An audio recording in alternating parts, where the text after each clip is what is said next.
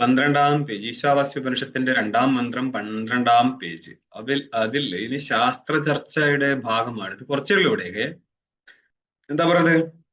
ശുദ്ധ ബ്രഹ്മജ്ഞാനവും കർമ്മവും തമ്മിൽ ഏകാധികാരത്തിൽ വരത്തില്ല, കാരണം വിരുദ്ധമായതുകൊണ്ട്.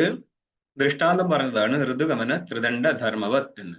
ഇത് സഹിക്കാൻ പറ്റാതെ പൂർവക്ഷി തിരിച്ചു ചോദിക്കുന്നതാണ്, അസ്തേവത്ത് അത്രാപി ക്രമേണ ഏകകർത്തൃകത്വം വിധിച്ച്.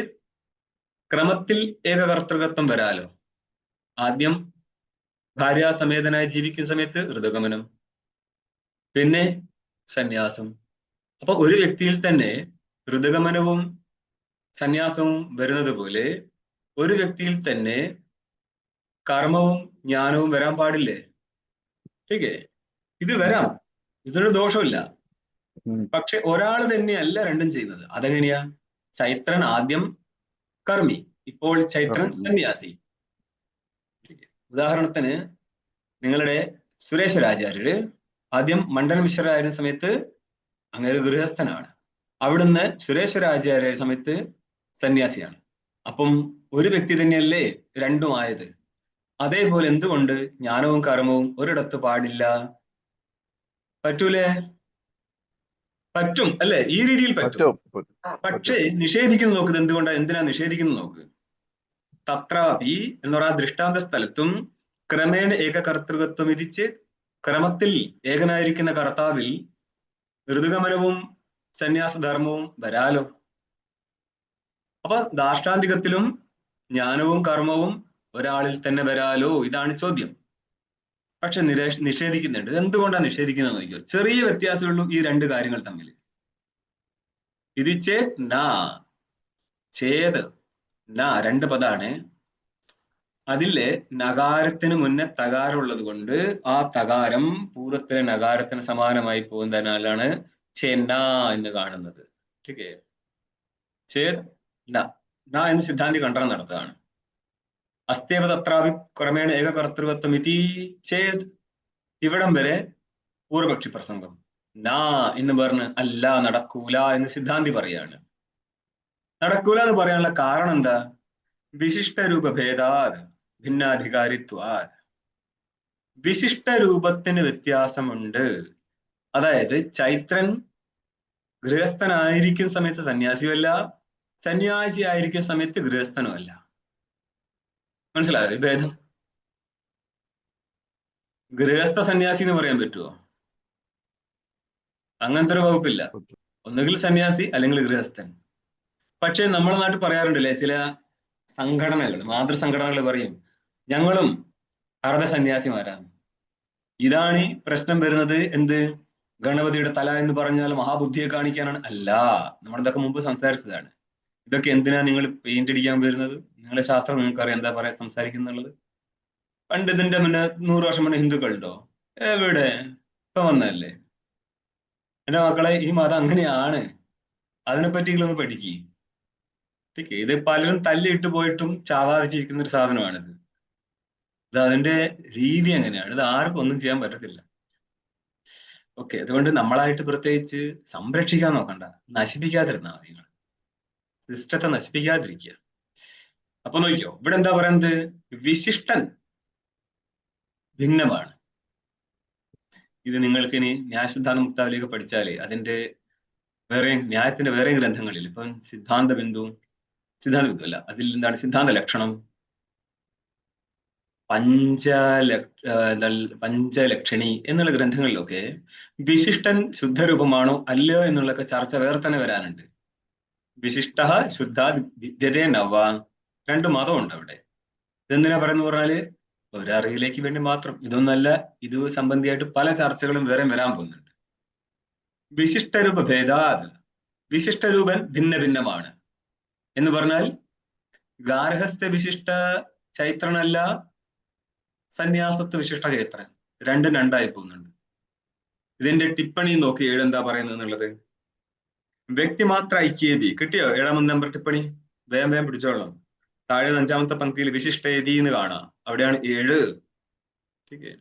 ദേവനാഗരി ലിപിയാണത്. അതും പഠിച്ചെടുത്തു. 1 മുതൽ 10 വരെയെങ്കിലും പഠിച്ചെടുക്കും. 9 വരെ പഠിച്ചാൽ മതി, 10 വന്നോളൂ. വ്യക്തിമാത്ര ഐക്യേതി വിശേഷണ ഭേദേന വിശിഷ്ടയോർ ഭേദാത്. വ്യക്തി ഏകനാണെങ്കിലും ചൈത്രൻ സന്യാസിയായിട്ടും ഗൃഹസ്ഥനായിട്ടും ഇരുന്നിട്ടുണ്ട്. ഈ വ്യക്തി ഏകനാണെങ്കിൽ പോലും വിശേഷണം ഭിന്നമായതിനാൽ ഗാർഹസ്ഥ്യം എന്നുള്ള വിശേഷണവും സന്യാസം എന്നുള്ള വിശേഷണവും ഭിന്നമായതുകൊണ്ട് വ്യക്തി ഏകമാണെങ്കിൽ പോലും വിശിഷ്ടയോർ ഭേദ വിശേഷണ ഭേദേന വിശിഷ്ടയോർ ഭേദ വിശേഷണം ഭിന്നമായതുകൊണ്ട് വിശേഷണ യുക്ത വസ്തുവിനെയാണ് നമ്മൾ വിശിഷ്ടം എന്ന് പറയുന്നത്.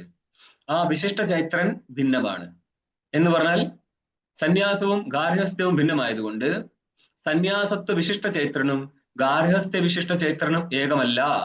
അതുകൊണ്ട് ഒരു വ്യക്തിയിലല്ല രണ്ട് ധർമ്മങ്ങളും വരുന്നത്. ഒരു ചൈത്രനിലല്ല സന്യാസവും ഋതുഗമനവും വരുന്നത്. എന്തുകൊണ്ടാ?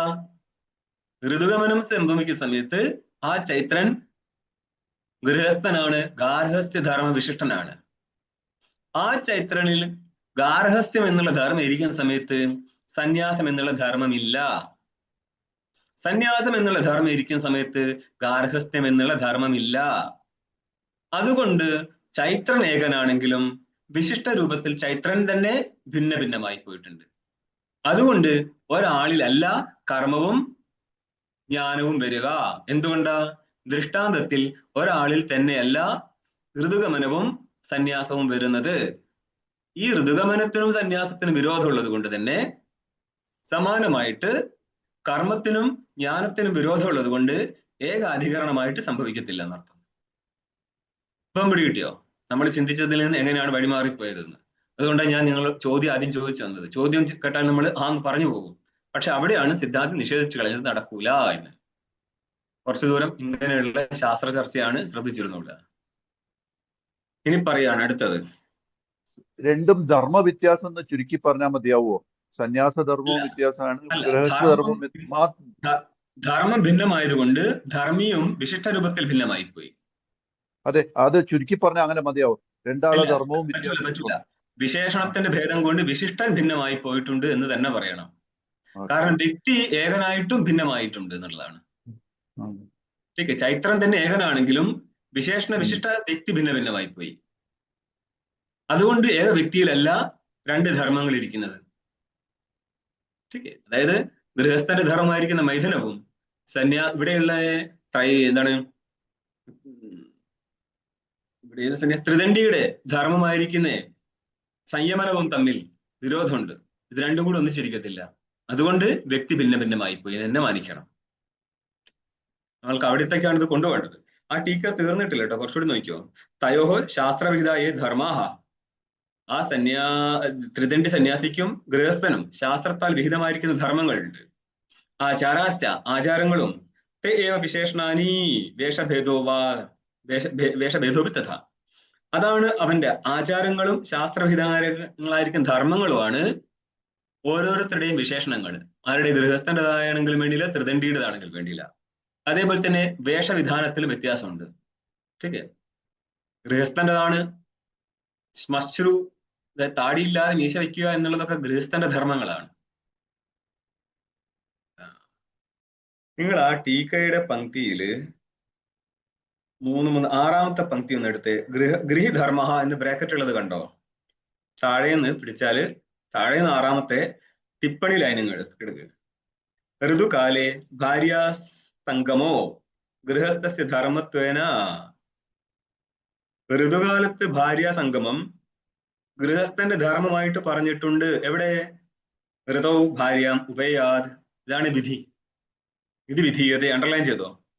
ധർമ്മത്വേന അർത്ഥൗ പദച്ഛേദം നടത്തിയ ഋതൗ ഋതുകാലത്ത് ഭാര്യാം ഉപയാത് ഭാര്യാസംഗമം ചെയ്യണം എന്ന് വിധാനം നടത്തിയിട്ടുണ്ട്. ठीक है. അതായത് രണ്ട് ധർമ്മങ്ങളും ഗൃഹസ്ഥ ധർമ്മവും ത്രിദണ്ഡി സന്യാസവും ശാസ്ത്രം തന്നെ വിധാനം ചെയ്യുന്നുണ്ട്. അതിൽ ഒന്നാണ് ഞാൻ ഇവിടെ കാണിച്ചു തന്നത്. ഇതിന് മുന്നോട്ടേക്ക് ആവശ്യമുണ്ട്, അതുകൊണ്ടാണ് ടിപ്പണി കാണിച്ചു തന്നത്. ഇനി നിങ്ങൾ ടീക്ക നോക്കിയോ. എച്ച് ഉക്തം ജ്ഞാനകർമ്മണോർ വേദവിഹിതത്വേന ശുദ്ധി സാമ്യാത് വിരോധോ അസിദ്ധ ഇതി തദസത്. തദസത് എന്ന് പറഞ്ഞാൽ അപ്പറഞ്ഞത് ശരിയല്ല. എന്തൊക്കെയാ പറഞ്ഞത്? എച്ച ഉക്തം ത്വയാ, നിന്നാൽ ഏതെന്നാണോ പറയപ്പെട്ടത്? എന്താ നീ പറഞ്ഞത്? ജ്ഞാനകർമ്മണോർ വേദവിഹിതത്വേന. ജ്ഞാനമാണോ കർമ്മമാണോ വേദത്തിൽ വിധാനം നടത്തിയത്? ജ്ഞാനം. കർമ്മത്തെ വിധാനം നടത്തിയിട്ടില്ലേ? ജ്ഞാനവും കർമ്മവും ജ്ഞാനവും കർമ്മവും വിധാനം നടത്തി ജ്ഞാനവും കർമ്മവും ഒരേപോലെ വേദത്തിൽ വിധാനം നടത്തിയതാണ്. നടത്തിയിട്ടുണ്ട്. കൂടുതൽ കർമ്മകാണ്ഡ ഭാഗമാണ്, ജ്ഞാനകാന്ഡം വളരെ കുറച്ചേ ഉള്ളൂ. അന്നപ്പോൾ ജ്ഞാനകർമ്മണോർ വേദവിഹിതത്വേന, ജ്ഞാനത്തിലും വേദവിഹിതത്വമുണ്ട്, കർമ്മത്തിലും വേദവിഹിതത്വമുണ്ട്. ടീക്കേ. പക്ഷെ ജ്ഞാനത്തില് വിധി ഇല്ല എന്നല്ലേ പറയാറ്? ജ്ഞാനത്തില് ഇവിടെ അതായത് കർമ്മത്തിന് പങ്ക്തി നോക്കിക്കൊള്ളണം. ജ്ഞാനത്തിന് വിധാനം നടത്തുക എന്ന് പറഞ്ഞു കഴിഞ്ഞാല് ജ്ഞാനത്തെ അനുവാദം നടത്തിയിട്ട് ജ്ഞാന കാരണത്തിൽ വിധാനം എന്നാണ് ശാസ്ത്രം. ആ രീതിയിൽ ജ്ഞാനം വിധാനം ചെയ്യപ്പെടുകയാണ്. ടീക്കേ. യച്ചോക്തം ജ്ഞാനകർമ്മണോർ വേദവിഹിതത്വേന, ജ്ഞാനത്തിന്റെയും വിധാനം നടത്തിയിട്ടുണ്ട്, കർമ്മത്തിന്റെ വിധാനം നടത്തിയിട്ടുണ്ട്. ഞങ്ങൾ ഇങ്ങനെ പറയുന്ന നേരം അവസരം നോക്കി മനസ്സിലാക്കിക്കൊള്ളാം. അതായത് ആത്മാവാരെ ദ്രഷ്ടവ്യോ ശ്രോതവ്യോ മന്തവ്യോ നിധിധ്യാസിതവ്യ. ആത്മാ അരേ മൈത്രി, ആത്മാ ദ്രഷ്ടവ്യ. അവിടെ ഒരു തവ്യപ്രത്യയമുണ്ട്. തവ്യപ്രത്യയം വരുന്നത് ചെയ്യണം എന്നുള്ള അർത്ഥത്തിലാണ്. തവ്യതവ്യാനീയരഃ. അത്ര ആഗന്തവ്യം, അങ്ങോട്ട് വരണം, ഗന്തവ്യം പോകണം, ശ്രോതവ്യം കേൾക്കണം എന്നൊക്കെയാണ്. പക്ഷേ ഈ തവ്യത്യഭ്യാനീയ സൂത്രം കൊണ്ട് മാത്രമല്ല തവ്യപ്രത്യയം വരുന്നത്. അർഹേ കൃത്യ ത്രിജശ്ച എന്നുള്ള സൂത്രത്താലും തവ്യപ്രത്യയം വരാം. അതുകൊണ്ട് ഈ ബൃഹദാരണ്യക ശ്രുതിയിൽ തവ്യപ്രത്യയം രണ്ട് സ്ഥലത്ത് കേൾക്കുന്ന രണ്ട് രൂപത്തിലാണ്. ശ്രോതവ്യ, മന്തവ്യ, നിധിധ്യാസിതവ്യ. ഈ മൂന്നെണ്ണ സ്ഥലത്തും ചെയ്യണം, ശ്രവണം ചെയ്യണം, മനനം ചെയ്യണം, നിധിധ്യാസനം ചെയ്യണം എന്ന അർത്ഥത്തിലാണ്. ഇതിനെ മുന്നേ വിധിച്ചത് അരേ ആത്മാജ്ഞാതവ്യ എന്നുള്ള സ്ഥലത്ത് തവ്യപ്രത്യയം അർഹാർത്ഥത്തിലാണ്. ജ്ഞാനയോഗ്യമാകുന്നു ആത്മാ, എന്നൊരു ആത്മാവിന്റെ ജ്ഞാനം ഉണ്ടാകും. അതെങ്ങനെ ഉണ്ടാവും എന്നപ്പോൾ പറഞ്ഞതാണ് ശ്രവണ മരണ നിധ്യാസനം ചെയ്താൽ. ഈ രീതിയിൽ തവ്യപ്രത്യയം മാറി മാറി വരുന്നത് കൊണ്ട് ജ്ഞാനത്തിന് വിധിയില്ലെങ്കിലും ജ്ഞാന ഹേതുക്കളെ വിധിക്കുന്നത് കൊണ്ട് ജ്ഞാനത്തിൽ വിധി എന്ന് മാനിച്ച് സംസാരിക്കുന്നതാണ്. യച്ചോക്തം ജ്ഞാനകർമ്മണോർ വേദവിഹിതത്വേന, ജ്ഞാനവും കർമ്മവും വേദവിഹിതമായതിനാൽ ശുദ്ധിസാമ്യാത്, ശുദ്ധമല്ലാത്തൊരു കാര്യത്തെ ശ്രുതി വിധാനം നടത്തത്തില്ല. അപ്പൊ ശ്രുതിയില് കർമ്മത്തിന്റെ വിധാനമുണ്ട്, ജ്ഞാനത്തിന്റെ വിധാനമുണ്ട്. അതുകൊണ്ട് തന്നെ രണ്ടും ശുദ്ധമാണ്. ശുദ്ധി സമാനമായിരിക്കെ വിരോധവും അസിദ്ധ, ഇവ തമ്മിലുള്ള പരസ്പര വിരോധം ശരിയല്ല, അസിദ്ധമാണ്.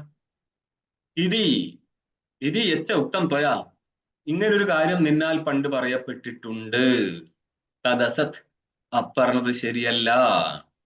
അതെന്തുകൊണ്ടാ ശരിയല്ല എന്ന് പറയുന്നത്? ഇതാരായി പറയുന്നത്? പൂർവപക്ഷിയുടെ അഭിപ്രായത്തെ ഇപ്പോൾ തദസത് എന്നും പറഞ്ഞ സിദ്ധാന്തി ഖണ്ഡനം നടത്തിയതാണ്. പൂർവപക്ഷിയുടെ അഭിപ്രായത്തിൽ എന്താ? ശുദ്ധി സമാനമായ സ്ഥിതിക്ക്, ശുദ്ധിക്ക് കാരണം എന്താ? രണ്ടിനെയും വേദം വിധാനം നടത്തിയിട്ടുണ്ട് എന്നുള്ളതിനാണ്. രണ്ടിനെയും, കർമ്മത്തെയും ജ്ഞാനത്തെയും വേദം വിധാനം ചെയ്തതുകൊണ്ട് ശുദ്ധി എന്നുള്ളത് രണ്ടിലും സമാനമായിരിക്കെ അവ തമ്മിൽ എന്തിനാണ് വിരോധം? വിരോധമില്ല. അതിന്റെ അർത്ഥം എന്താ? ആരാണോ ജ്ഞാനാനുഷ്ഠാനം നടത്തുന്നത് അങ്ങനെ തന്നെയാണ് കർമാനുഷ്ഠാനവും നടത്തുന്നത് എന്നാണ് ഉദ്ദേശിച്ചത്.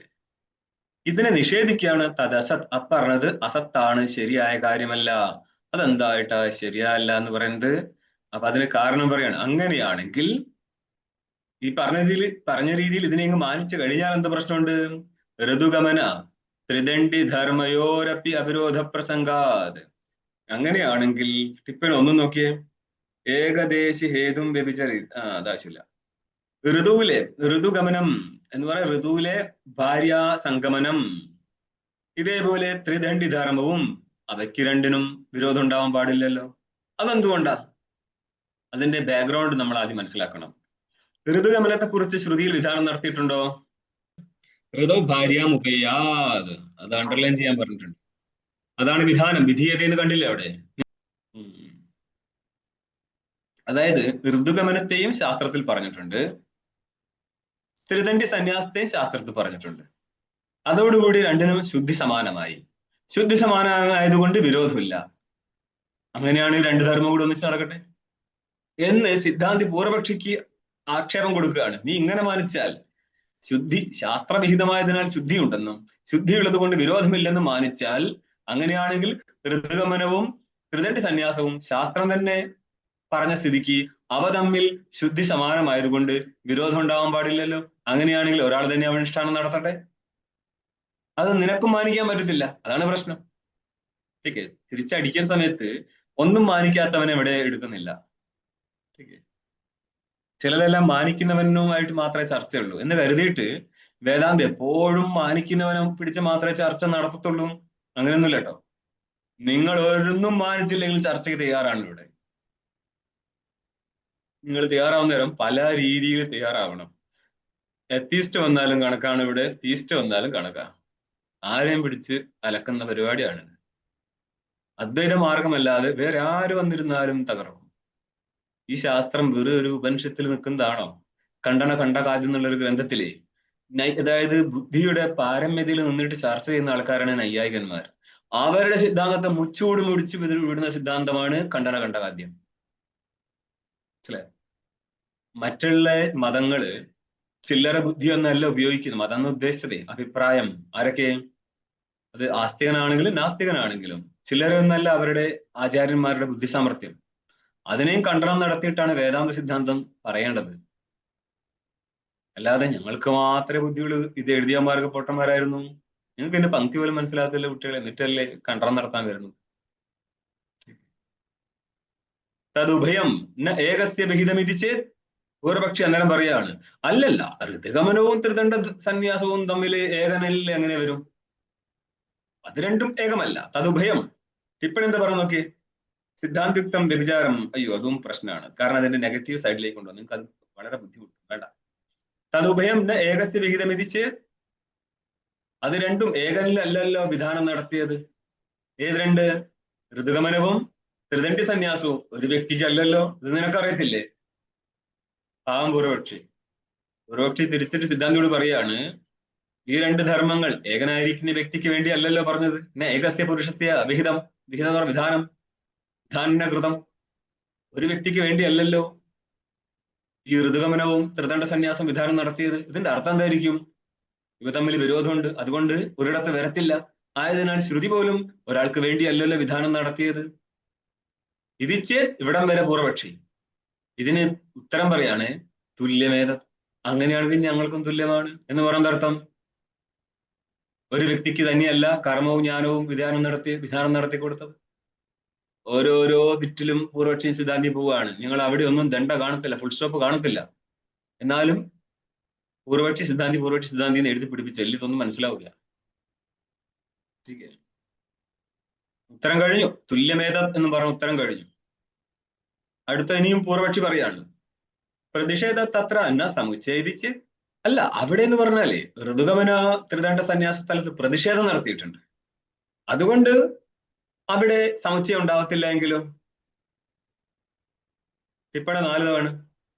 പ്രതിഷേധാദിതി ത്രിദണ്ഡിനോ മൈഥുന നിഷേധാദിത്യർത്ഥ. ത്രിദണ്ഡിക്ക് മൈഥുന നിഷേധം നടത്തിയത് കൊണ്ട് ഗൃഹസ്ഥന്റെ ധർമ്മം എങ്ങനെ ത്രിദണ്ഡിക്ക് വെച്ചു കൊടുക്കാൻ പറ്റും? എന്നപ്പോഴാണ് ഇതാണ് സിദ്ധാന്തി അങ്ങോട്ട് പറയട്ടോ. പൂർവപക്ഷിയുടെ അഭിപ്രായമാണ്. ഏതത് തുല്യമേതത് വരെ സിദ്ധാന്തി. അതിനുശേഷം പിന്നെയും പൂർവപക്ഷി പറയാണ്, പ്രതിഷേധ തത്ര എന്ന സമുച്ചയ. പ്രതിഷേധം നടന്നത് കൊണ്ട് തത്ര. ടിപ്പണി നോക്ക്, തത്ര എന്താ? ഋതുഗമനാദേരിതി. ഋതുഗമനത്തിലും ത്രിദണ്ഡി സന്യാസത്തിലും ചേർന്നൊരു സമുച്ചയം നടക്കത്തില്ല എന്നാണെങ്കിലോ ഇവിടം വരെ പൂർവപക്ഷി. പ്രതിഷേധാത് തത്രണ്ണ സമുച്ചയ തയോർണ സമുച്ചയ തത്രണ്ണ സമുച്ചയ എന്ന് പറയാൻ പറ്റും. പ്രതിഷേധം നടന്നതുകൊണ്ട് ഋതുഗമനവും ത്രിദണ്ഡ സന്യാസവും തമ്മിൽ സമുച്ചയം നേരിടുന്നില്ല എന്നാണെങ്കിലോ ഇവിടം വരെ പൂർവപക്ഷി. സിദ്ധാന്ത ഉത്തരം പറയാണ്, ഇഹാപി ന കർമ്മണ പ്രചയാധനേന ന അനുദ്യാത് ബഹൂൻ ശബ്ദാൻ ഇത്യാദി പ്രതിഷേധസ്തുല്യ. തുല്യ ശബ്ദമായിട്ട് ആദ്യം അന്വേഷിച്ചോ. ഇഹാപി തുല്യ. അങ്ങനെയാണെങ്കിൽ ഞങ്ങളുടെ മതത്തിലും തുല്യമാണ് എന്ന് പറയാൻ എന്താ ഉദ്ദേശിച്ചത്? ഇവിടെയും സമുച്ചയം നടക്കത്തില്ല.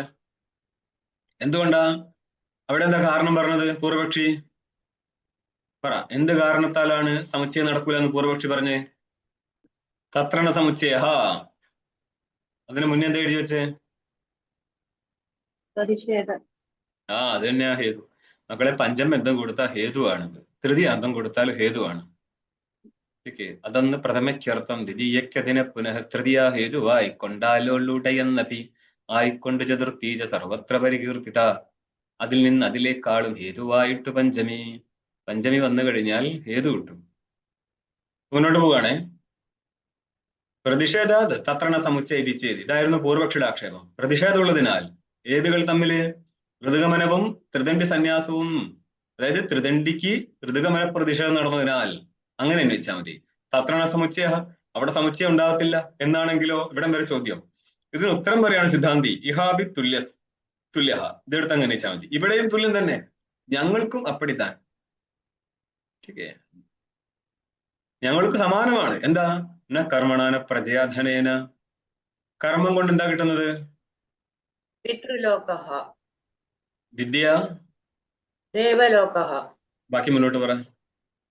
കർമ്മണ പിതൃലോകഃ വിദ്യ ദേവലോകഃ പുത്രേണ അഹം ലോകഃ ജയ്യ.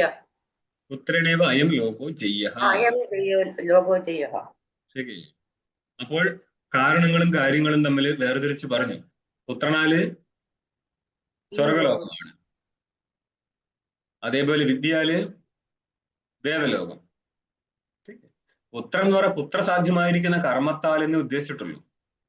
അയം ലോകം തന്നെ സ്വർഗലോകമാണ് സ്വാമിജി. അങ്ങനെയല്ലത്. പുത്രനെ അത് കുറച്ച് പ്രശ്നക്കാരൻ സാധനമാണത്. കർമ്മണ പിതൃലോക എന്ന് പറഞ്ഞു കഴിഞ്ഞല്ലോ. കർമ്മം കൊണ്ട് പിതൃലോകം, വിദ്യ ദേവലോക, വിദ്യ കൊണ്ട് ദേവലോകം. ഈ രണ്ട് ലോകങ്ങളെ നമ്മൾക്ക് ഇവിടെ നിന്ന് പോയി പ്രാപിക്കേണ്ടതായിട്ടുള്ളൂ. പക്ഷേ ഇവിടെ നിന്ന് പോകുന്ന അച്ഛൻ മകനെ തന്റെ കർമ്മത്തിന്റെ പ്രതിനിധിയായിട്ട് വെച്ചിട്ടാണ് പോകുന്നത്. അതുകൊണ്ട് തന്നെ അച്ഛൻ മരണത്തിന് മുന്നേ തന്നെ മകനെ ഇതെല്ലാം പഠിപ്പിക്കും, കർമ്മകാണ്ഡം മൊത്തം പഠിപ്പിക്കും. എന്നിട്ട് പറയും ത്വം യജ്ഞ ത്വം ബ്രഹ്മ എന്നൊക്കെ ബ്രഹ്മ എന്ന് ഉദ്ദേശിച്ച വേദമാണ്. എന്ന് ഉദ്ദേശിച്ചത് എന്താ അർത്ഥം? നീയാണ് ഇനി വേദത്തിന് പരിപാലനം നടത്തേണ്ടത്, നീയാണ് ഇനി കർമ്മം ചെയ്യേണ്ടത്. അപ്പൊ അവൻ തന്നെ പറയും അഹം യജ്ഞ അഹം വേദ എന്നും പറഞ്ഞിട്ട് സ്വീകരിക്കും. അതിനുശേഷം അച്ഛനെ എന്ത് ചെയ്യും? യജ്ഞപാത്രേ ദഹ്യതേ. ആ അച്ഛനെ ദഹിപ്പിക്കുന്ന സമയത്ത് യജ്ഞപാത്രങ്ങളോടുകൂടി അച്ഛനെ എവിടുന്ന് കാലിയാക്കും. പിന്നെ മുന്നോട്ടേക്ക് കർമ്മം ചെയ്യേണ്ടത് പുത്രനാണ്.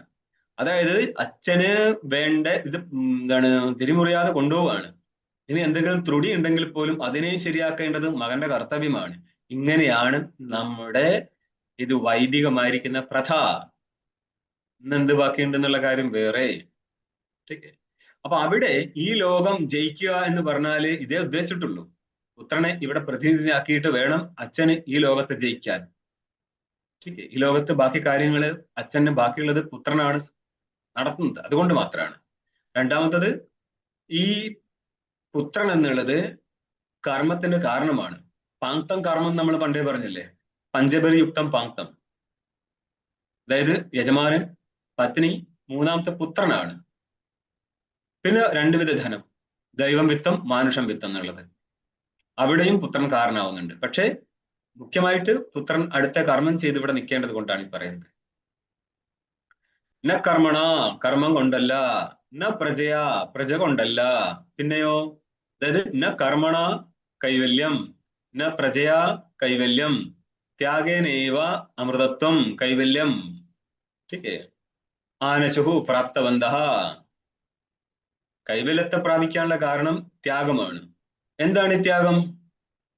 സന്യാസം. അല്ലാതെ ആശ്രമത്തിലെ കഴുതപ്പണി എടുക്കലല്ല ഈ പറഞ്ഞ സാധനം. ठीक ന കർമ്മണ പ്രജയാ ധനേന, ധനം കൊണ്ടോ അല്ല. ധനം ഉദ്ദേശിച്ചത് ധനസാധ്യമായിരിക്കുന്ന കർമ്മം കൊണ്ടല്ല, പ്രജ കൊണ്ടുമല്ല, കർമ്മം കൊണ്ടുമല്ല. ത്യാഗേന ഏവ, ത്യാഗം സന്യാസം കൊണ്ട് മാത്രമാണ്. സന്യാസം എടുത്തത് കൊണ്ട് മാത്രം കൈവല്യം കിട്ടുമോ? സന്യസനാദേവ സിദ്ധിം സമധിഗച്ഛതി എന്ന് ഗീതാകാരൻ പറയുന്നുണ്ടല്ലോ. കേവല അറിവില്ലാത്ത ത്യാഗം കൊണ്ട് കിട്ടൂല എന്നാ, അറിഞ്ഞവന്റെ ത്യാഗമാണ്. നിങ്ങളത് വിവേക ചൂടാമണി എടുത്തു നോക്കിക്കഴിഞ്ഞാൽ അവിടെ കാണാം. ഇത് കാട്ടായം വൈരാഗ്യം ഉണ്ടല്ലോ. ഒരു മുണ്ട് കൊടുത്തു കഴിഞ്ഞാൽ അതിനെ നാലാക്കിയിട്ട് എല്ലാം കൂടി മുട്ടന്റെ പൊക്കത്തിൽ കെട്ടിയിട്ടും ഒരു സ്കാഫ് കെട്ടിയിട്ടും ചെരുപ്പിടാതെയും വൈരാഗ്യം തുളുമ്പുന്ന ജീവന്മാരുണ്ടല്ലോ. അവരോടാ പറയുന്നത് ഈ പരിപാടി അല്ല മക്കളെ, സന്യാസം. അതുകൊണ്ട് നിങ്ങളെ വിവേക ചൂടാമണി തന്നെ പറയുന്നുണ്ട്, വിവേകിയുടെ വൈരാഗ്യത്തെ വൈരാഗ്യമായിട്ട് ഗണിക്കുന്നുള്ളൂ, വിവേകം ഇല്ലാത്തവന്റെ വൈരാഗ്യത്തെ വൈരാഗ്യമായിട്ട് അവിടെ ഗണിക്കുന്നേ ഇല്ല. എന്ന് പറഞ്ഞാൽ ഈ കാട്ടായൻ വൈരാഗ്യം അല്ല അവിടുത്തെ വൈരാഗ്യം, വിഷയത്തോടുള്ള വൈരാഗ്യമാണ്. ഇത് നാട്ടുകാർ കാണിക്കാനുള്ള സാധനമല്ല. മനസ്സിലായോ? നാട്ടുകാർക്ക് വേണ്ടി വിരക്തനും ആവണ്ട, നാട്ടുകാർക്ക് വേണ്ടി വിജ്ഞാനി ആവണ്ട, തനിക്ക് വേണ്ടിയിട്ടായാൽ മതി. അപ്പൊ പറയാണ് ന കർമ്മണ, കർമ്മം കൊണ്ടല്ല, പ്രജ കൊണ്ടല്ല എന്ന് എന്ത് ചെയ്തിട്ടുണ്ട്? ത്യാഗം മാത്രമാണ് കാരണം എന്ന് പറയുന്നതുകൊണ്ട് ത്യാഗത്തോടുകൂടി കർമ്മത്തെ നിഷേധിച്ചു കഴിഞ്ഞിട്ടുണ്ട്. കർമ്മണ എന്ന് പറഞ്ഞ കർമ്മത്തെ നിഷേധിച്ചു. ന കർമ്മണ എന്നല്ല പറഞ്ഞത്, കർമ്മത്തെ നിഷേധിച്ചു. പിന്നെ എന്താ വ്യവസ്ഥാപനം ചെയ്തത്, വിധി ചെയ്തത്? വിധിച്ചത് ആര്യ? സന്യാസത്തെയാണ്. ത്യാഗേന എന്ന് പറഞ്ഞ സന്യാസേന. നിങ്ങൾ എവിടെയാണോ വേദാന്തത്തിൽ ത്യാഗം എന്ന് കാണുന്നത്, ഭയപ്പെടേണ്ട, നേരിട്ടെടുത്ത സന്യാസമാണ്. അതങ്ങനെയാണ് ഇതിന്റെ മാല പോവുക, ക്രമമാണത്. അപ്പോൾ എന്ത് ചെയ്തു? പ്രതിഷേധാത്തത്രണ സമുച്ചേദിച്ചത്. പ്രതിഷേധം ചെയ്തത് കൊണ്ട് ഋതുഗമനവും ത്രിദണ്ഡ സന്യാസവും തമ്മിൽ സമുച്ചയമില്ല എങ്കിൽ ഇപ്പൊ സിദ്ധാന്തി പറയാണ് അതിവിടെ അങ്ങനെ തന്നെയാണ്. അതായത് കർമ്മത്തെ നിഷേധിച്ചുകൊണ്ടാണ് സന്യാസത്തെ വിധാനം നടത്തിയത്. അതുകൊണ്ട് ഒരാളിൽ തന്നെ കർമ്മവും സന്യാസവും വരത്തില്ല. ഒന്ന്, അനുധ്യായാത് ബഹൂൻ ശബ്ദാൻ വാചോ വിക്ലാപനം ഹി തത്. ബൃഹദാരണ്യകം 4:4-21. 6 അധ്യായമുണ്ട് ബൃഹദാരണ്യത്തിന്, 8 അധ്യായമുണ്ട് ചാന്തോക്യത്തിന്. ഇതാണ് നിങ്ങൾക്ക് പഠിക്കാനുള്ളതിൽ ശാങ്കരഭാഷ്യത്തില് ഏറ്റവും ഭീമാകാര 2 ടെക്സ്റ്റുകൾ. അപ്പോൾ നമ്മളതിന്റെ ടെക്സ്റ്റ് ടേക്കോട് കൂടി 500 ചിലാണ് ക്ലാസ്സിലാണ് തീർത്തത്, 2.5 വർഷത്തിൽ. കേൾക്കേണ്ട ആൾക്കാരെല്ലാം ടെലഗ്രാമിൽ എടുത്ത് കേട്ടുവിടുക. അനുധ്യായാത് എന്ന് പറഞ്ഞാല് അധ്യയനം ചെയ്യാൻ പാടില്ല. എന്തിന്? ബഹൂൻ ശബ്ദാൻ, അനവധി ശബ്ദങ്ങളെ, നിരവധി ശബ്ദങ്ങളെ അധ്യയനം ചെയ്യരുത്. ഈ ഭാഷ വ്യാഖ്യാന സ്ഥലത്ത് ഭാഷ്യകാരൻ ഈ മന്ത്രവ്യാഖ്യാന സ്ഥലത്ത് ഭാഷ്യകാരൻ ചോദിക്കും, അങ്ങനെയാണ് പിന്നെ നമുക്ക് നിർത്തരുതോ ഈ വേദാന്തം എന്തിനാ എന്നിട്ട് പറയാല്ല. വേദാന്ത ഭിന്നമായിരിക്കുന്ന നൈയായികാദി ഗ്രന്ഥങ്ങളുണ്ടല്ലോ, അത് ഒരു പരിധിക്ക് കൂടുതൽ പഠിച്ചേക്കരുത് എന്നാ പറഞ്ഞത്. ഇത് എങ്ങോട്ടാ? നമ്മുടെ ഒരു പോയിന്റ് ചെയ്ത് കൊണ്ടുപോവാണ് കേവല ബ്രഹ്മാകാര വൃത്തി എങ്ങനെ ഉണ്ടാക്കാന്നുള്ളത്. അതിന്റെ ഇടയിൽ ചിലർക്ക് മറ്റു ഗ്രന്ഥങ്ങൾ പഠിച്ചു കഴിഞ്ഞാൽ ബുദ്ധിഭ്രമം സംഭവിക്കാം, എല്ലാവർക്കും ഒന്നുമില്ല. അതുകൊണ്ട് ചിലർ പഠിപ്പിച്ചു കൊടുക്കത്തില്ല. പഠിച്ചിട്ട് മനസ്സിലാക്കിയത് എന്താ സംഭവിച്ചതെന്നുള്ളത്. അപ്പം നമ്മളുടെ മറ്റു ശാസ്ത്ര ഖണ്ഡനം നടത്തിയിട്ട് വേദാന്തം സ്ഥാപിക്കുന്ന സ്ഥലത്ത് മറ്റ് ശാസ്ത്ര ഖണ്ഡനം നടക്കുന്ന സമയത്ത് ആ ശാസ്ത്രത്തിൽ എന്താന്ന് പറഞ്ഞതെന്ന് മനസ്സിലാവണ്ടേ? ഇല്ലെങ്കിൽ എങ്ങനെയാ ഖണ്ഡനം മനസ്സിലാവുക? അതുകൊണ്ട് മറ്റ് ശാസ്ത്ര പഠനം അത്യാവശ്യമായി മാറും. പഠിക്കാൻ പറ്റുന്നിടത്തരെയും പഠിച്ചെടുക്കുക, വയസ്സൊന്നും പ്രശ്നമാക്കരുത്. അപ്പൊ ബഹൂൻ ശബ്ദാൻ അനുധ്യായത്, അനവധി ശബ്ദങ്ങൾ പഠിക്കാൻ പാടില്ല എന്ന് പറഞ്ഞാൽ എന്താ ഉദ്ദേശിച്ചത്? ഓം രയശ്ചമേ ഹ്രീശ്ചമേ എന്നും പറഞ്ഞ് വെറുതെ എങ്കിലും കുറുക്കന്റെ അവകാശങ്ങളെ നിഷേധിക്കരുത്. അപ്പോൾ ഈ അനവധി ശബ്ദം എന്ന് പറഞ്ഞാൽ ശബ്ദത്തിൽ നിൽക്കരുത് എന്നാണ് ഉദ്ദേശിച്ചത്. ശബ്ദത്തിന്റെ അർത്ഥമായിരിക്കുന്ന ബ്രഹ്മാകാര നിധിധ്യാസനത്തിലേക്ക് കടക്കണം, അവിടെ ആയിരിക്കണം പ്രയത്നം ചെയ്യേണ്ടത്. നമ്മൾ ഇന്നലെയും പറഞ്ഞിട്ടുണ്ട്, സന്യാസം എന്തിനു വേണ്ടിയാ? ത്വം പദാർത്ഥ വിവേകായ സന്യാസ സർവകർമ്മണാം. ത്വംപദാർത്ഥ വിവേകായ, ത്വംപദാർത്ഥത്തിന്റെ ജ്ഞാനത്തിനായിട്ട്. ത്വംപദാർത്ഥ ആരവിടെ? കൂടസ്ഥൻ. കൂടസ്ഥൻ ജീവാത്മാവ് ഒന്ന് തന്നെയല്ലേ? ജീവൻ വിശിഷ്ടനാണ്, കൂടസ്ഥൻ ശുദ്ധനാണ്. പരമാത്മാവായിട്ട് ഭേദമില്ല എന്നർത്ഥം. അതൊക്കെ അവിടെ കിട്ടെ, പരമാത്മാവായിട്ട് അവിടെ കിട്ടെ. ആദ്യം ഇതിന്റെ പ്രക്രിയ പഠിച്ചു പോകുന്നവരും നിങ്ങൾ എക്സ്ട്രാ കൈ നീട്ടേണ്ട ആവശ്യമില്ല, പഠിപ്പിക്കുന്ന മാത്രം പഠിച്ചാൽ മതി. ത്വം എന്ന് പറഞ്ഞാൽ കൂടസ്ഥനാണ്. അപ്പൊ തത്താരായിരിക്കും? ശുദ്ധബ്രഹ്മ. മക്കളെ പ്രക്രിയക്ക് അനുസരിച്ചേ പഠിക്കാൻ പാടുള്ളൂ. ഇതറിയാൻ എന്നാ പിന്നെ എല്ലാ സ്ഥലത്തും അജാതവാദം പറഞ്ഞാൽ പോരായിരുന്നു ഭാഷകാരൻ. അവർ പഠിപ്പിച്ചിരുന്ന രീതിക്ക് അനുസരിച്ച് പഠിക്കുക എന്നുള്ള നല്ല ക്വാളിറ്റിയാണ്. അനുധ്യായൻ ബഹുശബ്ദാൻ ഇത്യാദി പ്രതിഷേധ തുല്യ. അപ്പോൾ കൂടുതൽ അതായത് കേവലം ശബ്ദത്തിൽ നിന്ന് കൂടുതൽ പ്രയത്നം ചെയ്യാൻ പാടില്ല. ശബ്ദബോധ്യമായിരിക്കുന്ന വസ്തുവിലെ നിധിധ്യാസനത്തിലേക്ക് കടക്കണം. അതാണ് ത്വംപദാർത്ഥ വിവേകം എന്നുള്ളത്. ത്വം എന്നുള്ള പദത്തെ നമ്മൾക്ക് രണ്ടാക്കി എടുക്കാം, ഒന്ന് വാച്യമായിട്ടും ഒന്ന് ലക്ഷ്യമായിട്ടും. വാച്യമായിരിക്കുന്ന പദാർത്ഥമാണ് ഈ ജീവൻ, ലക്ഷ്യമായിരിക്കുന്ന പദാർത്ഥം കൂടസ്ഥനാണ്. ഈ കൂടസ്ഥൻ എന്നുള്ളതിന് നമ്മൾ ദൃഷ്ടാന്തവും കുറെ ക്ലാസ്സിൽ മുന്നേ പറഞ്ഞതാണ്. അത് നിങ്ങൾക്ക് ബാധിക്കത്തില്ലല്ലോ, അത് കൂടസ്ഥനല്ലേ ബാധിക്കത്തുള്ളൂ, അല്ലേ? നിങ്ങൾക്ക് അതെന്താ പ്രശ്നമുണ്ടോ? ഒരു പ്രശ്നം. അപ്പോൾ കൂടവത്ത്, കൂടം പോലെ. കൂടം എന്ന് പറഞ്ഞാല് കൊല്ലന്റെ ആലയിൽ ഈ ഇരുമ്പ്, പഴുപ്പിച്ച ഇരുമ്പിനെ അടിച്ച് പരത്തി ഓരോ ആയുധങ്ങൾ ഉണ്ടാക്കിയെടുക്കാൻ വേണ്ടിയുള്ള ഇരുമ്പിന്റെ നല്ലൊരു കുറ്റിയാണ് ഈ കൂടം എന്നുള്ളത്. എന്നപ്പോൾ അവിടെ പഴുപ്പിച്ച ആയുധത്തെ അടിച്ചു പരത്തുന്ന സമയത്ത് കൂടത്തിനൊന്നും സംഭവിക്കുന്നില്ല. കൂടത്തിൽ വെച്ചിട്ടാണ് ഈ അടിയൊക്കെ അടിക്കുന്നത്. പക്ഷെ കൂടം നിർവികാരമായിട്ടിരിക്കും. അത്രയും നിർവികാരം എന്നല്ല കേട്ടോ. ഇടയ്ക്കൊക്കെ അടി കൂടത്തിനും കൊണ്ടു കഴിഞ്ഞാല് കൂടണം ബുദ്ധിമുട്ടൊക്കെ ഉണ്ട്. പക്ഷെ ദൃഷ്ടാന്തം വേറെന്ത് കൊടുക്കാന്? അങ്ങനെ കൂടസ്ഥനാക്കിന്ന് മാത്രം. കൂട്ടവത്ത് കൂടത്തെ പോലെ നിർവികാരേണ തിഷ്ടതി തിഷ്ടതീതി സ്തഹ കൂടവത് തിഷ്ടതീതി കൂട്ടസ്ഥഹ. കൂടസ്ഥൻ കൂടം എങ്ങനെയായിരിക്കുന്നത്? നിർവികാരമായിട്ട്. അതേപോലെ നിർവികാരമായിട്ടിരിക്കുന്നതാണ് ആര്? കൂടസ്ഥൻ. അതുകൊണ്ട് ഇവൻ അവിദ്യാവൃത്തിയുക്തനായിരിക്കുന്ന സാക്ഷി പോലുമല്ല. സാക്ഷിക്കും പിറകിലേക്ക് പോകുക. സാക്ഷി ആരാന്ന് ആദ്യം അറിയണ്ടേ. നമ്മൾ ഇതിന്റെ ചെറിയൊരു ഭാഗം മാത്രമേ ചർച്ച ചെയ്യുന്നുള്ളൂ. ഇതിന്റെ പ്രക്രിയ സൈഡ് വേറെ തന്നെ കിടക്കുന്നുണ്ട്. അന്നപ്പോഴാണ് ഇത് പറയുന്നത്, ഞാൻ അനുധ്യാൻ ബഹുശബ്ദ, അനവധി ശബ്ദ വ്യാഖ്യാനത്തിലൂടെയും പഠിച്ചും പോരുത്, പിന്നെ പഠിച്ച സാധനത്തെ നിധിധ്യാസനം ചെയ്യണം എന്ന് ഉദ്ദേശിച്ചിട്ടാണ്. അതുകൊണ്ട് തന്നെ എന്തല്ല, കർമ്മകാണ്ഡമായിട്ട് ബന്ധപ്പെട്ടിട്ടാണ് എന്ത് വരുന്നത്? പ്രയസ്തമേ ശ്രീസ്തമേ എന്ന് പറഞ്ഞ് തുടങ്ങുന്നത് പരിപാടി. ഇങ്ങനെയുള്ള ഒരു കർമ്മകാണ്ഡത്തിൽ ഇരിക്കരുത് എന്നാണ് ഈ കാണിക്കുന്നത്. അപ്പോൾ കർമ്മവും ജ്ഞാനവും തമ്മിൽ ഏകാധികരണത്തിൽ വരുന്നില്ല എന്ന് കാണിച്ചതാണ്. ഇനിയും പൂർവക്ഷി പ്രസംഗം ഉന്നയിക്കുകയാണ്. കേവല കർമ്മ വിഷയവും നിഷേധ ഇതി നച. ഇവിടം വരെ പൂർവക്ഷിയാണ്. നചവാച്യം എന്ന് സിദ്ധാന്തിക്കുകയാണ്. ഈ ഭാഷാശൈലി പഠിച്ചോ? പല രീതിയിൽ ഇവിടെ ഒരു ശബ്ദപ്രയോഗം വരും. അതിന്റെ ശൈലി പഠിച്ചെടുത്താലും നമ്മൾക്കത് പെട്ടെന്ന് മനസ്സിലാകത്തുള്ളൂ. ഈ ന കർമ്മണ പ്രജയ എന്ന് പറഞ്ഞല്ലോ. കർമ്മം കൊണ്ടോ പ്രജ കൊണ്ടോ എന്ന് പറഞ്ഞ പുത്രനെ കൊണ്ട്, പ്രജ ഉദ്ദേശിച്ച പുത്രനാണ്. ചെയ്യുന്ന കർമ്മം കൊണ്ടോ യാഗാദികളെ കൊണ്ടോ പുത്രാദികളെ കൊണ്ടോ അല്ല കൈവല്യം അമൃതത്വം കിട്ടുന്നത്, സന്യാസം കൊണ്ടാണെന്ന് പറഞ്ഞില്ലേ. അവിടെ കർമ്മം കൊണ്ടല്ല എന്ന് നിഷേധിച്ചത് കേവല കർമ്മം കൊണ്ടല്ല എന്നാണ് എന്ന് ആര് പറയും? പൂർവപക്ഷി പറയും. അതിന്റെ അർത്ഥം എന്താ? സമുച്ചയം കൊണ്ടാണ് എന്ന് അർത്ഥം കിട്ടും. മണ്ടകറക്കാണ്. കേവല കർമ്മ വിഷയോ നിഷേധ ന കർമ്മണ എന്ന് കർമ്മം കൊണ്ട് കൈവല്യം അമൃതത്വം കിട്ടത്തില്ല എന്ന് നിഷേധിച്ചത് കേവല കർമ്മം കൊണ്ട് അമൃതത്വം കിട്ടത്തില്ല എന്നാ എന്ന് പൂർവപക്ഷി പറയാണ്. അതിന്റെ അർത്ഥം എന്തായിരിക്കും? സമുച്ചയം വഴി. അപ്പൊ സമുച്ചയം എന്ന് പറഞ്ഞാൽ ജ്ഞാനകർമ്മങ്ങൾ കൂടിച്ചേരുമ്പോൾ അമൃതത്വം കിട്ടും. അപ്പൊ അവിടെ സമുച്ചയം വന്നല്ലോ.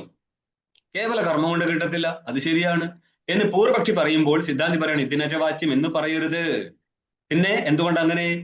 കേവല പദ വാച്യ വ്യവച്ഛേദ്യ അഭാവാത്. കേവല പദം കൊണ്ട് വ്യവച്ഛേദ്യം ആരാ അവിടെ ഉള്ളത്? വ്യവച്ഛേദം എന്ന് പറഞ്ഞാൽ മാറ്റൽ. വ്യവച്ഛേദ്യം ആ മാറ്റപ്പെടുന്ന വസ്തു. കേവല പദത്താൽ ഇവിടെ ഏത് വസ്തുവിനെയാണ് നീ മാറ്റുന്നത്? ഏത് വസ്തുവിനെ ആയിരിക്കും മാറ്റിയുണ്ടാവുക? കർമ്മ സമുച്ചിത ജ്ഞാനത്തെ മാറ്റി എന്ന് പറഞ്ഞാൽ കർമ്മ സമുച്ചിത ജ്ഞാനം കൊണ്ട് കിട്ടും, കേവല കർമ്മം കൊണ്ട് കിട്ടത്തില്ല. അപ്പൊ കേവലം എന്ന് പറഞ്ഞാൽ ആരെ മാറ്റി?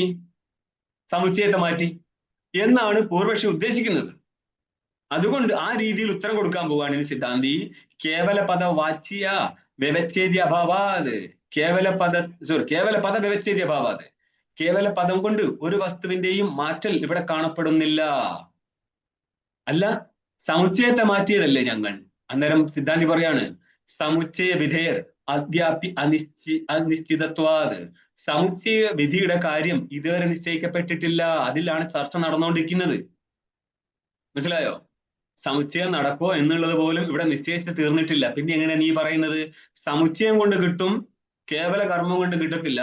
അതുകൊണ്ട് സമുച്ചയത്തെ ഒഴിവാക്കിയിട്ട് കേവല കർമ്മം കൊണ്ട് കിട്ടത്തില്ല എന്ന് കാണിക്കാനാണ് ന കർമ്മണ എന്നുള്ള വാക്യം എന്ന് പറയാൻ പറ്റത്തില്ല. കാരണം സമുച്ചയം സിദ്ധമായിട്ടുണ്ടെങ്കിലല്ലേ സമുച്ചയത്തെ ഒഴിവാക്കാൻ വേണ്ടിയിട്ട് കേവല പദ പ്രയോഗം നടത്താൻ പറ്റത്തുള്ളൂ. മനസ്സിലാകുന്നുണ്ടോ? കേവല കർമ്മം കൊണ്ട് കിട്ടത്തില്ല എന്ന് പറഞ്ഞാല് കർമ്മ സമുച്ചിത ജ്ഞാനം കൊണ്ട് കിട്ടുമെന്നർത്ഥം. അവിടെ കർമ്മമുണ്ട്, ജ്ഞാനമുണ്ട്. അത് അമൃതത്വത്തിന് കാരണമാണ്. കേവല കർമ്മ അമൃതത്വത്തിന് കാരണമല്ല. ഈ അർത്ഥത്തിലാണ് ന കർമ്മണ എന്ന് പറഞ്ഞതെങ്കിൽ ആ ന കർമ്മണ എന്ന് പറഞ്ഞ സ്ഥലത്തെ വ്യവച്ഛേദ്യ വസ്തു ഏതാ? ഏതിനാണ് ഒഴിവാക്കിയത്? കർമ്മം കൊണ്ട് കിട്ടത്തില്ല എന്ന് പറഞ്ഞപ്പോൾ കേവല കർമ്മം കൊണ്ട് കിട്ടത്തില്ല എന്ന് അർത്ഥം എടുക്കണമെങ്കിൽ മറ്റേതിനാലോ കിട്ടുമെന്നാണ് അർത്ഥം. ഏതിനാല്? സമുച്ചയത്താൽ കിട്ടും. സമുച്ചയത്താൽ കിട്ടുമെങ്കിൽ എന്ത് പറയാം? കേവല കർമ്മം കൊണ്ട്, കേവല എന്ന് പറഞ്ഞാല് കർമ്മം മാത്രം കൊണ്ട് കിട്ടത്തില്ല. കർമ്മം മാത്രം കൊണ്ട് കിട്ടത്തില്ല. പിന്നെ ഏതിനെ കൊണ്ട് കിട്ടും? കർമ്മ സമുച്ചിത കൊണ്ട് കിട്ടും. അന്നപ്പോൾ കേവല ശബ്ദത്താൽ ആരെ മാറ്റി? സമുച്ചയത്തെ മാറ്റി വെച്ചു. അപ്പൊ സമുച്ചയം കൊണ്ട് കിട്ടും, സമുച്ചയമല്ലാത്ത കർമ്മം കൊണ്ട് കിട്ടത്തില്ല എന്ന് പറയാമായിരുന്നു. എപ്പോൾ സമുച്ചയം സിദ്ധമായിരുന്നു എങ്കിൽ. സമുച്ചയം ഇതേവരെ സിദ്ധമായിട്ടില്ലല്ലോ. പിന്നെ എങ്ങനെയാണ് നീ കേവല കർമ്മം കൊണ്ട്, കർമ്മണ എന്നുള്ളതിനാൽ കേവല കർമ്മം കൊണ്ട് കിട്ടത്തില്ല എന്നേ അർത്ഥമുള്ളൂ എന്ന് നിനക്ക് പറയാൻ പറ്റത്തില്ല. തസ്മാത് ന സമുച്ചയ താത്പര്യം മന്ത്രദ്വയസ് ഇത്യാഹ. അതുകൊണ്ട് ഈ ഒന്നാം മന്ത്രത്തിനും രണ്ടാം മന്ത്രത്തിനും സമുച്ചയത്തിൽ താല്പര്യമില്ല എന്ന് പറഞ്ഞാല് കർമ്മ സമുച്ചിത ജ്ഞാനമല്ല കൈവല്യത്തിന് കാരണം. ഇതാണ് ഉദ്ദേശിച്ചത്. പൂർവപക്ഷി ഉദ്ദേശിച്ചത് എന്തായിരുന്നു? ജ്ഞാനി ആയിരിക്കുന്ന ആള് കർമ്മത്തെയും ചെയ്യണം. ദൃഷ്ടാന്തം ഇന്നലെ പറഞ്ഞതാണ്. ദർശപൂർണ മാസ യാഗവും പ്രയാജാതി യാഗങ്ങളും ഒന്നിച്ചു ചേർന്നെങ്കിൽ മാത്രമേ ഫലം കൊടുക്കത്തുള്ളൂ. അത് ശരിയാണ്. അതിനെ ദൃഷ്ടാന്തീകരിച്ചിട്ട് ദാഷ്ടാന്തിക ഭാഗം പറയാണ്, ജ്ഞാനവും കർമ്മവും ഒന്നിച്ചെടുത്തെങ്കിൽ മാത്രമേ ഫലത്തെ കൊടുക്കത്തുള്ളൂ എന്ന് പൂർവപക്ഷി പറയുമ്പോൾ സിദ്ധാന്തി പറയാണ്, ബ്രഹ്മാപരോക്ഷ ജ്ഞാനവും കർമ്മവും തമ്മിൽ ഒന്നിച്ചു വരത്തില്ല, വിരോധമുണ്ട്. ടീക്ക്. ഇനി ഈ ഭാഗത്തിന്റെ ഭാഷ്യം കണ്ടോ? 13-ാം പേജില് 1-ാമത്തെ പങ്ക്തിയിൽ പറയാണ്, ജ്ഞാനകർമ്മണോർ വിരോധം പർവ്വതവത് അകമ്പ്യം യഥോക്തം ന സ്മരസിക്കും. ജ്ഞാനവും കർമ്മവും തമ്മിലുള്ള പരസ്പര വിരോധം, ജ്ഞാനകർമ്മണോർ വിരോധം പർവ്വതവത്, പർവ്വതം പോലെ, അകമ്പ്യം ഇളകത്തില്ല എന്നുള്ളത് യഥോക്തം മയാ പൂർവം, എന്നാൽ യഥോക്തം എന്നേ ഉള്ളൂ, ബാക്കി ഞാൻ ഇട്ടതാണ്. എന്നാൽ മുമ്പ് പറയപ്പെട്ടത് നാ സ്മരസിക്കും, നീ സ്മരിക്കുന്നില്ലേ? ഇത് ടീക്കയിൽ വരുന്നേരം പറഞ്ഞുതരാം. അത് 3-ാമത്തെ പേജിൽ വന്നിരിക്കുന്ന സാധനമാണിത്. ജ്ഞാനകർമ്മങ്ങൾ തമ്മിൽ വിരോധമുണ്ട്, ഒരധികരണത്തിൽ വരത്തില്ല എന്നുള്ളത് ഞാൻ പണ്ട് പറഞ്ഞ നിനക്ക് സ്മരിക്കാൻ പറ്റുന്നില്ലേ? ഇനി ബാക്കി നാളെ കാണാം. സ്വാമി, ആ ത്വമ്പദാർത്ഥ വിവേകായ എന്നുള്ള ആ ശ്ലോകം ഒന്നുകൂടെ പറയുന്നു. ത്വമ്പദാർത്ഥ വിവേകായ സന്യാസ സർവകർമ്മണാം ശ്രുത്യാ വിധീയതേ യസ്മാത്, ശ്രുത്യാ വിധീയതേ യസ്മാത് ത്യാഗീ പതിതോ ഭവേത്, പതിതോ ഭവേത്. അല്ല, കൂടസ്ഥൻ എന്ന് പറഞ്ഞാൽ ശുദ്ധബ്രഹ്മാണോ? എന്താന്ന് പറഞ്ഞാലേ, നമ്മൾ അവാന്തര വാക്യം മഹാവാക്യം എന്നൊക്കെ പറഞ്ഞിട്ട് ഇതിന്റെ പ്രക്രിയ കുറെ ബാക്കിയുണ്ട്. ഇതൊന്നും ഇവിടെ ഇല്ല. അത് ഓക്കെ. അപ്പം ഈ അവാന്തര വാക്യത്തിലൂടെ തത്തിന്റെയും തൊമ്മിന്റെയും വിശിഷ്ടഭാവത്തെയും ശുദ്ധഭാവത്തെയും അറിഞ്ഞ ശേഷം മാത്രമാണ് മഹാവാക്യത്തിലൂടെ ഐക്യം ബോധിക്കത്തുള്ളൂ. പക്ഷെ ഇവിടെയും ത്വമ്പദാർത്ഥത്തിലാണ് ഏറ്റവും കൂടുതൽ മെഹനത്ത് നമുക്ക് ചെയ്യേണ്ടി വരുന്നത്. കാരണം ത്വമ്പദാർത്ഥമായിരിക്കുന്ന ഈ ജീവൻ എന്ന് പറഞ്ഞാൽ ശരിക്കും സാക്ഷിയാണ്. ജീവൻ സാക്ഷിയാണ്. സാക്ഷിയുടെ പ്രതിബിംബം മാത്രമാണ്. അവനാണ് അന്ധക്കരണത്തിൽ പ്രതിബിംബിച്ചും കൊണ്ട്, അല്ലെങ്കിൽ അന്ധക്കരണ അനുസ്യൂതനായിക്കൊണ്ട് പ്രമാതാവായിട്ടിരിക്കുന്ന കുട്ടികളെ. അന്ധക്കരണത്തിലൂടെ വിഷയത്തെ കാണുമ്പോൾ പ്രമാതാവ് എന്ന് പറയുന്നവനുണ്ടല്ലോ, അവൻ ശരിക്കും ആരാ? സാക്ഷി സ്വരൂപനായിരിക്കുന്ന ചേതനാണ്. വാസ്തവത്തിൽ സാക്ഷി ആരാ? ശുദ്ധ ചൈതന്യമാണ്. അതുകൊണ്ടാണ് പ്രക്രിയ വർഷങ്ങൾ എടുത്തിട്ട് നിങ്ങൾക്ക് എന്തെങ്കിലും കൈത്തടയോ എന്നുള്ളത് പറഞ്ഞു. ഒന്നുകൂടെ പറയുമോ?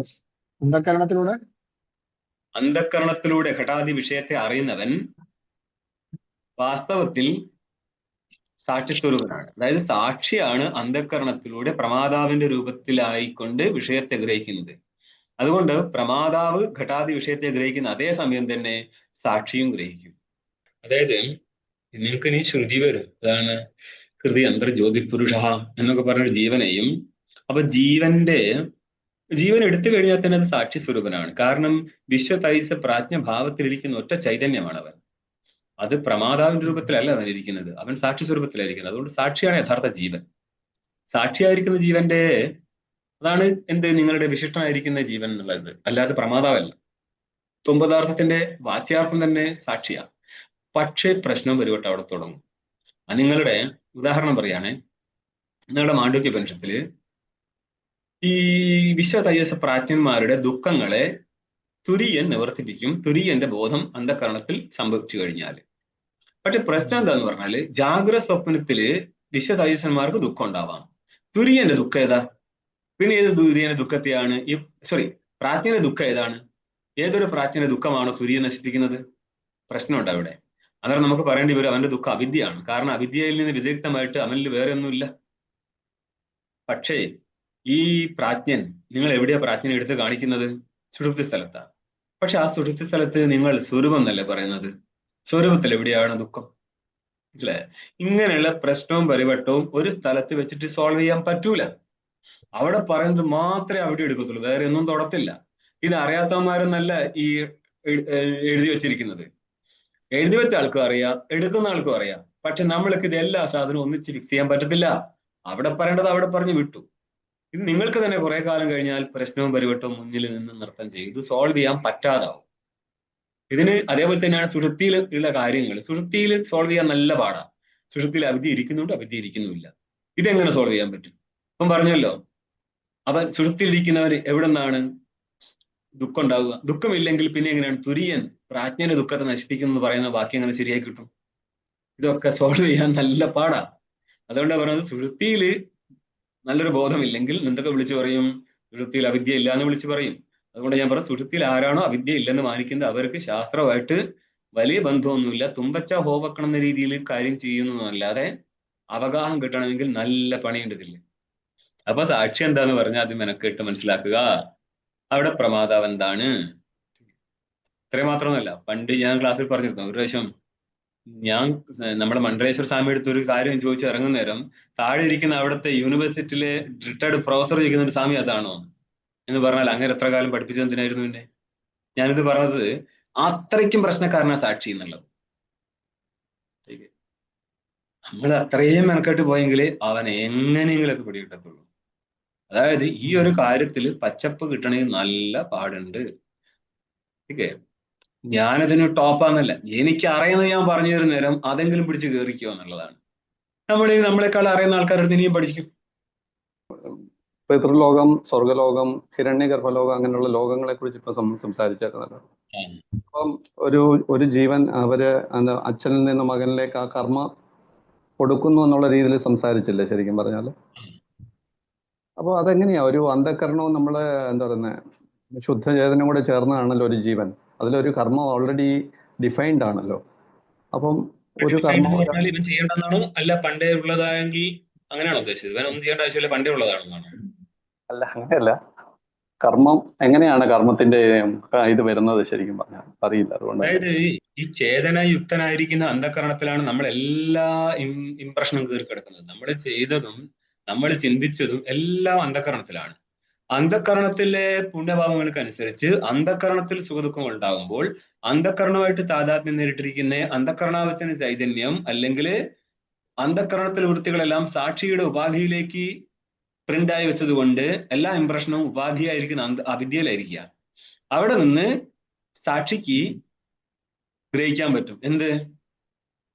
അതിന്റെ പുണ്യഭാവങ്ങൾ. എങ്ങനെ? അത് എവിടെയാണോ ജാഗ്രതയുള്ള പുണ്യഭാവങ്ങൾ ജാഗ്രതയിലിരിക്കുന്ന വിശ്വനും, സ്വപ്നത്തിലെ പുണ്യഭാവങ്ങൾ സ്വപ്നത്തിന്റെ ദ്രഷ്ടാവായിരിക്കും തൈജസനും, ഇവർ രണ്ടുപേർക്കും ഭോഗം നടക്കും. ഇതെല്ലാം നിയന്ത്രിക്കാൻ ഒരാളുള്ളത് കൊണ്ടാണ് ഫലം അത ഉപപത്തേഹ എന്ന് പറഞ്ഞ് എഴുതി വെച്ചത്. സകല കർമ്മത്തിന്റെ ഫലം അതഹ, അതിൽ നിന്ന്, അതായത് പരമാത്മാവിൽ നിന്ന് കിട്ടും. എന്തുകൊണ്ടാ? യുക്തി അങ്ങനെയാണ്. കാരണം ജീവനതൊന്നും ഓർക്കാൻ പറ്റത്തില്ല. ഇതെല്ലാം ഓർത്ത് വെക്കാൻ പറ്റുന്ന ഒരു ചൈതന്യത്തെ നമ്മൾ കൽപ്പിച്ചതാണ് ഒരു ഈശ്വരൻ എന്നുള്ളത്. അതല്ലാതെ ഈ ജഗത്ത് വാസ്തവമുണ്ട് എന്നോ വാസ്തവത്തിലെ ജഗത്തിന് സ്രഷ്ടാവായിട്ട് വാസ്തവ ഈശ്വരനുണ്ടോ എന്നൊന്നും വേദാന്ത സിദ്ധാന്തത്തിലില്ല. വേദാന്തത്തിൽ അതായത് അയ്യോ ഇതുവരെ ഒരു സർപ്പം ആ കയറിൽ ഉണ്ടായിരുന്നു, ഇപ്പോഴാണേ ഇറങ്ങിപ്പോയത് കൊണ്ട് രക്ഷപ്പെട്ടു എന്നല്ലല്ലോ.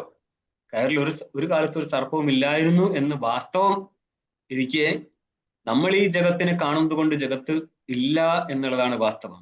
ഇത് മനസ്സിലാക്കാൻ പറ്റാത്തത് കൊണ്ട് കയറിൽ ഭ്രമിച്ചതുപോലെ ജഗത്തിലും ഭ്രമിച്ചിരിക്കുന്നത് മാത്രം. അവിടെ നമ്മൾ എല്ലാ സംഭവങ്ങളും അന്ധകരണം വഴിയോ അല്ലെങ്കിൽ അവിദ്യ വഴിയോ ചേതനിലേക്ക് എത്തിച്ചേരും.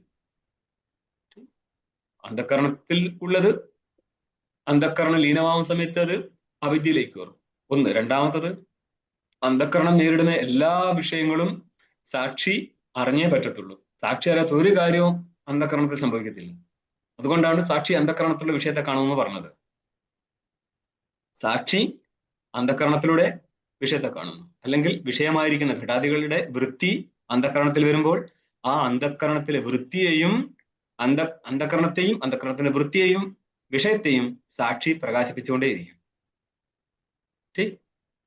ഇങ്ങനെയൊക്കെയാണ് പ്രക്രിയ. രണ്ട് ജീവൻ എടുത്തു, ഒരു അച്ഛൻ അല്ലെ മകൻ. അപ്പൊ ഒരാളുടെ കർമ്മം മറ്റൊരാളുടെ കർമ്മം എങ്ങനെയാണ് മാറുന്നത്? അതായത് എല്ലാ കർമ്മങ്ങളും ഒരാൾക്ക് തന്നെയല്ല. അച്ഛൻ ചെയ്യുന്ന ജാതകർമ്മത്തിന്റെ ഫലം മകനും, മകൻ ചെയ്യുന്ന അന്ത്യേഷ്ടിയുടെ കർമ്മം അച്ഛനാണ് പോകുന്നത്. ഇവിടെ കർമ്മങ്ങൾ വ്യതികരണമായി മാറും. അല്ലാതെ സമാനാധികരണത്തിൽ തന്നെ കർമ്മം വരണം നിയമമൊന്നുമില്ല. മനസ്സിലായോ? ഇനിയിപ്പോൾ മകനെ പ്രതിനിധിയാക്കി വെച്ചാലും മകൻ ചെയ്യുന്ന കർമ്മങ്ങളാണ് മകന് കിട്ടുന്നത്. പക്ഷേ മകൻ അച്ഛന് വേണ്ടിയുള്ള ശ്രാദ്ധകർമാദികൾ ഇവിടെ ചെയ്തുകൊണ്ട് പ്രതിനിധിയാക്കുന്നുള്ളൂ. അച്ഛൻ ചെയ്തതിനെ ത്രുടി മാറ്റുക എന്നും പറയും. പക്ഷേ അച്ഛന്റെ കർമ്മങ്ങളാണ് അച്ഛന്റെ കൂടെ ഇരിക്കുന്നത്, മകന്റെ കർമ്മങ്ങളാണ് മകന്റെ കൂടെ ഇരിക്കുന്നത്. രണ്ട് കർമ്മങ്ങൾ മാത്രമേ വ്യതിരിക്തമായി മാറത്തുള്ളൂ. ജാതകർമ്മം നടത്തുന്നത് അച്ഛനാണ്, പക്ഷേ ഫലം മകനാണ്. അന്ത്യകർമ്മം നടത്തുന്ന മകനാണ്, പക്ഷെ ഫലം അച്ഛനാണ്. അതുകൊണ്ട് നിയമമൊന്നുമില്ല. സ്വന്തം ചെയ്താലേ കർമ്മം തനിക്ക് വരുന്നുള്ളൂ. ബാക്കി എല്ലാ സ്ഥലത്തും താൻ ചെയ്ത കർമ്മം തനിക്ക് വരും കേട്ടോ. പിന്നെയും വ്യത്യാസമുണ്ട്. വാങ്ങുക എന്നുള്ളത്, ഋത്വിക്ക് ചെയ്ത കർമ്മത്തെ യജമാനൻ ദക്ഷിണ കൊടുത്ത് തൻ്റെതാക്കി മാറ്റുകയാണ്. അവിടെ താനല്ല ചെയ്തത്, പക്ഷെ അത് അനുവദനീയമാണ്. അതാണ് ശാസ്ത്രത്തിന്റെ രീതി. ചെയ്യുന്നത് ഋത്വിക്കായിരിക്കും. എത്ര ഋത്വികൾ ഉണ്ടാവും വലിയ കർമ്മങ്ങളില്? 4 16 അല്ലേ? 16 ഋത്വികൾ. പിന്നെ ആരുണ്ടാവും? ദശോക്തം അവരം നരാണാം എന്നൊക്കെ മന്ത്രമുണ്ട്.